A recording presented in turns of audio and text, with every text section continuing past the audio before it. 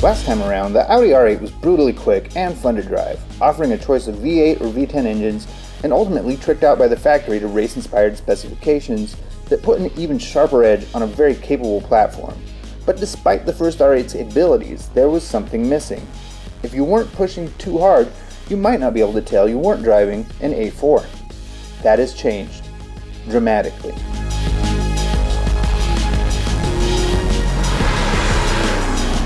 Anytime Audi talks about the R8, you'll hear the word bandwidth an awful lot. And that's because even in its last iteration, it was one of the few true supercars that you could really drive every day on the street. It's that comfortable. In fact, when you're not really on it, the previous generation R8 felt a whole lot like an Audi A4.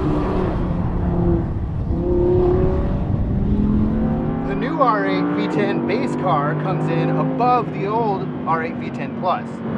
This car that I'm in now is the R8 V10 Plus, and there's no better way to illustrate the differences between two cars than to contrast them. Here I've got 70 more horsepower, a little over 100 pounds less weight, much lower gearing all the way through the range, and a touch more downforce on the rear axle because the wing is larger and fixed, which means that when I'm on the bank at Daytona, I can do this, which is crack past 160 miles an hour like it's just about nothing. You can almost feel yourself at the 24 hours of Daytona. And that's because this car is about 50% the same as the actual race car.